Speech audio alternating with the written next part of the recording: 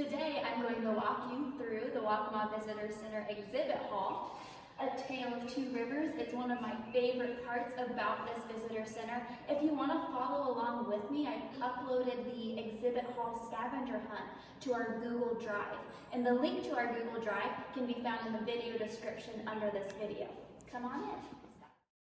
The reason why this exhibit hall is called A Tale of Two Rivers is because the Waccamaw National Wildlife Refuge is in between two rivers, the Great Pee River and the Waccamaw River. If we press this button, you can see the Waccamaw River right here. And if we press this one, you can see the Great Pee River. Where the visitor center is at is where this red star is right here. So, which river is the visitor center on? The Great Pee River or the Waccamaw River? The Waccamaw River is part of the Waccamaw National Wildlife Refuge, and the Waccamaw River is 140 miles that stretches across the coastal plain. And this river soaks thousands of acres that stay wet for weeks and sometimes even months at a time. This wet land provides the perfect breeding ground for a lot of bacteria, and the bacteria uses up a lot of the soil's oxygen. And this low oxygen makes it difficult for plants and animals, so they have to develop special adaptations to live with this limited oxygen supply.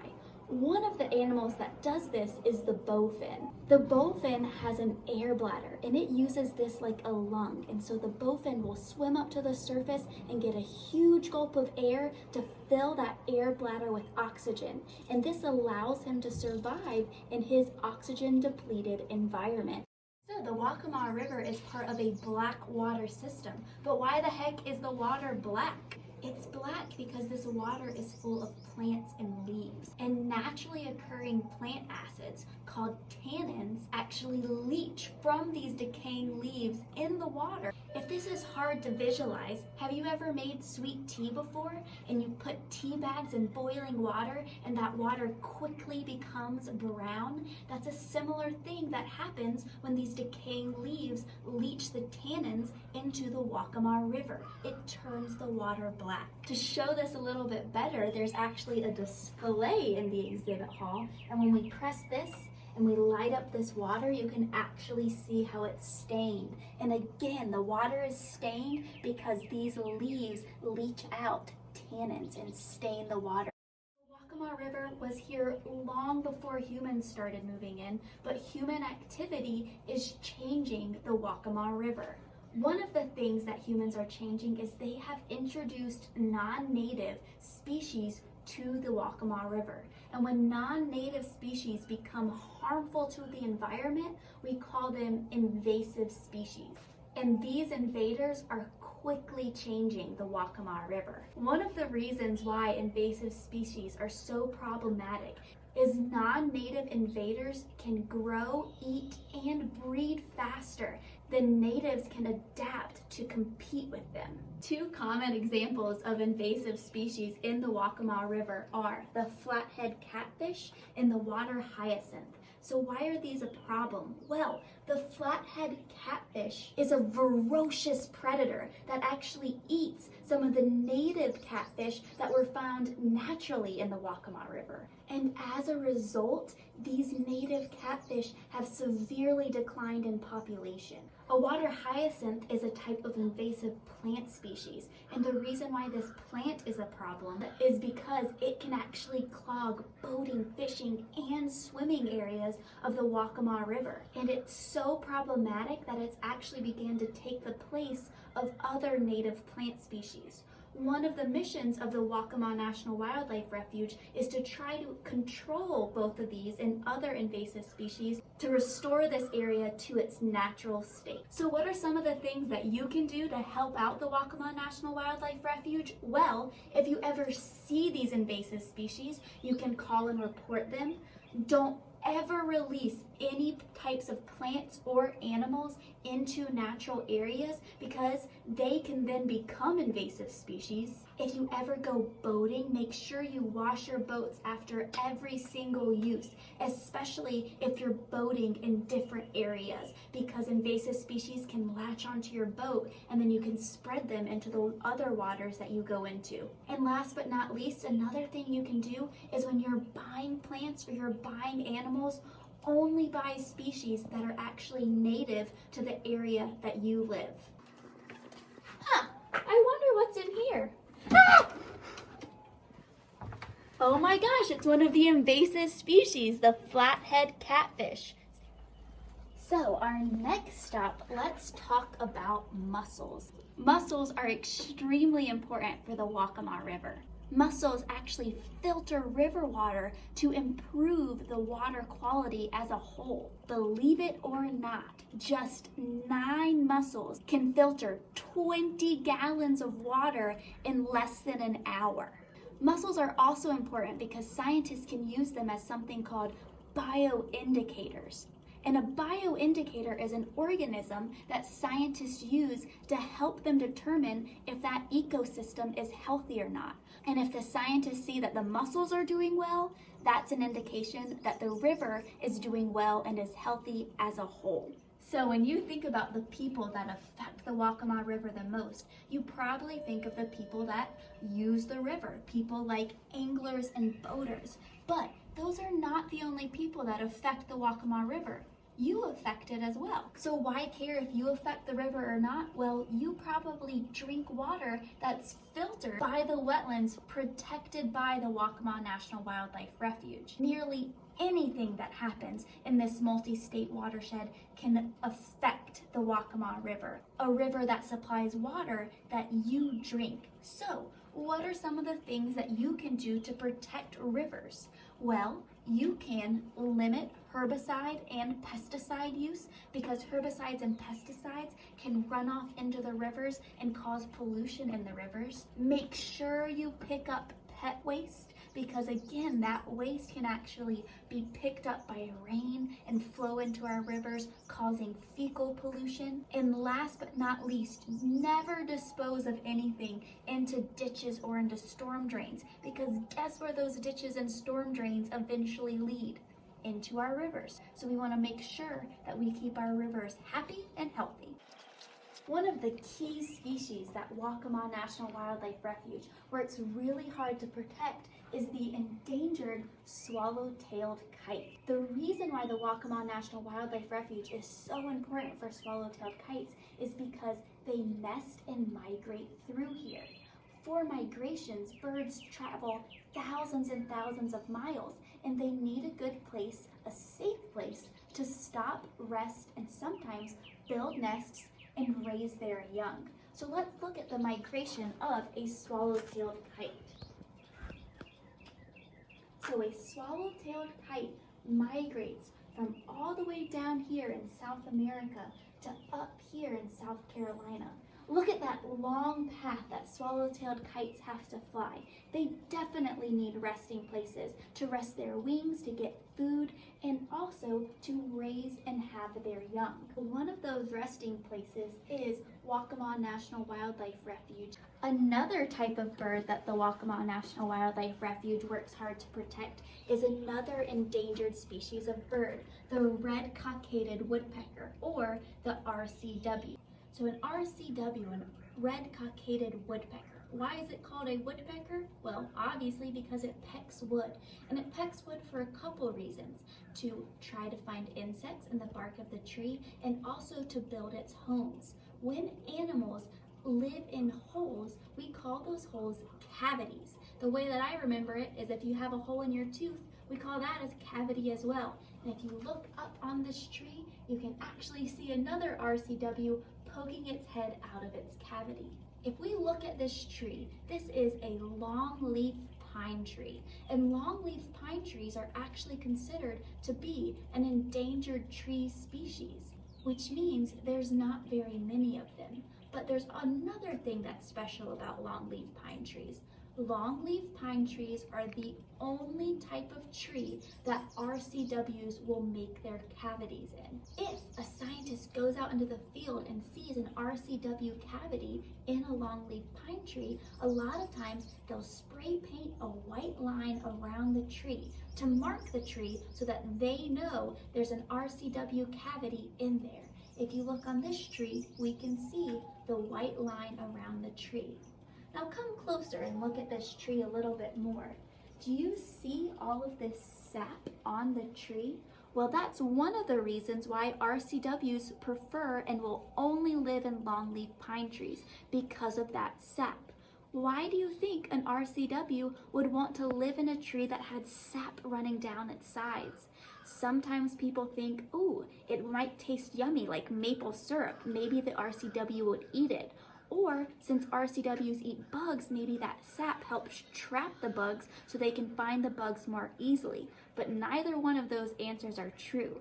The sap on the tree is actually protection. Sap is sticky like maple syrup. So how would that protect the RCW? Well, one of their biggest predators is snakes. And think about how a snake would have to travel up a tree. A snake wouldn't want to travel up a tree covered in sap. It would get all sticky.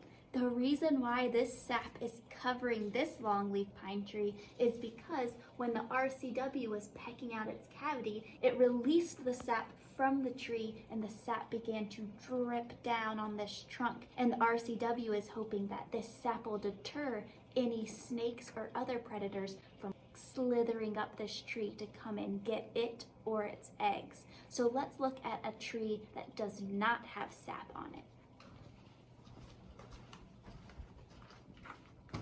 A tree with no sap, the snake has no problem slithering up the tree to try to find its next meal, whether it be birds, bird eggs, and maybe even small mammals. So I personally am with the RCW. I would rather live in a tree that was covered with sap to help prevent these guys from coming to eat my eggs or even come eat me. One of the best places that RCWs have thrived in the Waccamaw National Wildlife Refuge is a place called Sandy Island. Sandy Island is the largest undeveloped freshwater river island on the entire East Coast.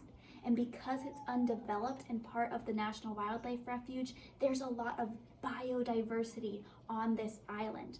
Biodiversity means a lot of different living things. RCWs aren't the only thing that Sandy Island gives a unique home for. We also have longleaf pine trees, the trees that RCWs need to survive, black bears, pitcher plants, which are a really cool carnivorous plant species, great egrets, and like we already talked about, the red-cockaded woodpecker calls Sandy Island home. Sandy Island is almost 11,000 acres of protected land. That's a lot of very valuable land for all of these different species and a whole lot more. Does anyone remember what the home of an RCW is called? Here's a hint. You never want a dentist to tell you you have one of these. It's called a cavity. But RCWs are not the only animals that use cavities as homes. Let's see if we can find any other animals in the exhibit hall that are making a home in cavities. Here's one right here. A coyote has dug out a hole, so that's considered a cavity. Look at this. Here's a black bear using a cavity. We already know that the RCW uses a cavity. Are there any other birds that use cavities? Well, look up here. Here are some wood ducks that are living in a cozy cavity. What about over here? Look at this little guy, this little owl. A lot of different owl species use cavities as homes. I think there's one more hiding somewhere over here. Here he is. Look at this kingfisher. Kingfishers also use cavities as homes. So what was the biggest animal that we just saw that used a cavity? A black bear. Let's get a closer look at them. Here is a male black bear. If you notice, he has a very fashionable accessory on him. This fashionable device is a tracking collar. It is not a shock collar. Scientists can get a lot of important information from these collars, and this information can be used to help protect coastal black bears. Now, usually when we talk about black bears, most people think that black bears only live in mountainous regions, but we have a decent population of black bears here on the coast as well. The reason why coastal black bears need protection is because they're sadly in a decline. So let's see if we can find any other black bears. Well, here are 3 more coastal black bears. Coastal black bears are very, very vulnerable. So, what do you think kills a lot of black bears? Black bears, especially male black bears, travel miles and miles. They need a lot of distance to roam, to find food, and to find a mate. But with development and roads, their habitats are constantly fragmented. And so when black bears begin to travel, they are traveling more and more close to roads. They sadly get hit by cars. Every single one of these black bears, all 4 of them that we've seen in this exhibit hall, were found killed on side of roads because they were hit by cars. That's another reason why the Waccamaw National Wildlife Refuge and other protected lands are so important. The wildlife refuge protects a big area of land so that bears have a lot of space to travel and to spread out without risk of crossing over roads and getting hit by cars. Black bears aren't the only large mammal I see over here. Let's come this way. Take a look at this guy. This is a beaver. Beavers used to be all over South Carolina, but sadly they were nearly eliminated from South Carolina when South Carolina was a part of the fur trade. Luckily, beavers have started returning to South Carolina. Why do I say luckily? Well, beavers live in wetlands and they build dams. These dams become habitats for other species living in that ecosystem. Species like wood ducks and other birds and amphibians and reptiles and fish. Beavers are ecosystem engineers, so we are absolutely lucky that beavers are starting to come back to South Carolina. I love beavers, not just because they're ecosystem engineers, but they have a lot of cool adaptations that help them do unique things in the ecosystem. Let's get a closer look at some of those adaptations. The first one people usually think of are their long incisor teeth. Beavers have these long incisors, these long front teeth, to be able to eat the wood and also to chop down trees to build their dams. Another big thing that people think of are their big tails. Beavers have flat, scaly tails to help them swim and also to help them prop up on land. Sometimes you might hear a big slap, and that's because a beaver will slap its tail on the water to warn other beavers nearby that there might be danger. Another adaptation that beavers have are its back feet are actually webbed, meaning there's skin between the toes of its back feet. Well, just like sometimes scuba divers wear flippers to help them swim and dive deep, these webbed feet also help a beaver be a really good swimmer.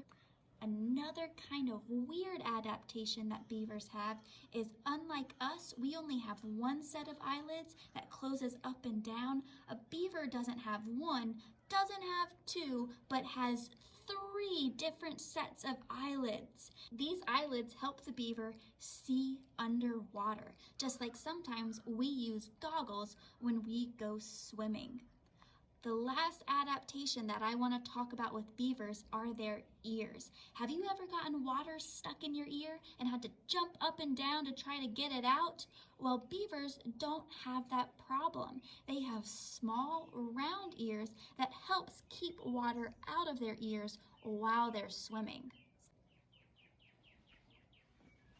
So with this guy, we can see his long incisor teeth and his small circular back ears that help keep water from going in his ears. So we've talked a little bit about the Waccamaw River, but is the Waccamaw National Wildlife Refuge a part of just one river system? No, this exhibit hall is called A Tale of Two Rivers. We need to talk a little bit about the other river, the Great PD River. We call the PD River a wildlife highway because a lot of different species of wildlife travel up and down this river, just like we use a highway to travel in our cars. The PD River is one of the longest undammed stretches of river in all of South Carolina. The PD River is 433 miles and it runs all the way from mountains down to the ocean. And this is extremely important for a lot of different wildlife that need to move between the fresh water of the river and the salt water of the ocean. So let's learn a little bit more about the sturgeon that uses the Great PD River. This entire highlighted area is considered to be the PD River watershed. Anyone remember how long I said the PD River was? 433 miles. It flows from the mountains in North Carolina all the way down to the Atlantic Ocean. And unlike the Waccamaw River that had black water because of a lack of oxygen, the Great PD River has free-flowing water that provides plenty of oxygen and nutrients. And because of this, the wildlife in the Great PD River is abundant and varied. But just like the bowfin adapted to live in the Waccamaw River, other species that live in the PD River have really cool adaptations as well, like the sturgeon. Let's take a look at this sturgeon. Look at its nose. Its nose almost looks like a shovel, and they can use their shovel-like noses to dig around at the bottom of rivers and find their next meal, things like mollusks, insects, crustaceans, and small fish. Let's see if we can find any other fish hiding out in the exhibit hall. Let's take a look at these guys. So, who is usually bigger, predators or prey? Predators are usually bigger, so let's take a look at this big guy up here. Look how much bigger he is than his prey that he's trying to eat. Look at the pictures on your exhibit hall scavenger hunt, and you should be able to tell me, using those pictures, what type of fish this predator is. Now keep using those pictures and tell me what fish he's chasing. What species of fish are those prey little fish that the big predator is chasing? Let's see if there's any other cool stuff right outside the exhibit hall. One of my favorite things in the Waccamaw Visitor Center is all of these silhouettes of all the different native species of birds you can find in South Carolina. If you notice, those birds' silhouettes, their shadows, all look different. Some of them have really special tails that kind of look like forks. I see a swallow-tailed kite has this fork. A northern rough-winged swallow has the fork. A barn swallow has this fork. What word do all of those birds with forked tail feathers have? A swallow-tailed kite, a northern rough-winged swallow, and a barn swallow. Going from these teeny tiny swallows, let's look at one of the bigger birds, the turkey vulture. A turkey vulture is one of the only birds that can smell. And why would it want to be able to smell? Well, let's think about what vultures eat. They eat dead things, and that's why turkey vultures are really, really important. They kind of act like janitors. They help clean up things, and having a good sense of smell allows them to be able to find some of those dead animals that they are going to want to eat. Let's see if we can find one of the endangered birds that we talked about a little bit earlier in the exhibit hall, the swallow-tailed kite. Let's count to see how far down the swallow-tailed kite is. Wait a second, that little guy up there, that's not a bird. That is the only mammal that flies. It's a species of bat. That is the big-eared bat. So we'll count him as number 1. All right, 1, 2, 3, 4, 5, 6, 7, 8, 9, 10. The swallow-tailed kite is the 10th bird. Let's keep moving down and check out some of these bigger birds.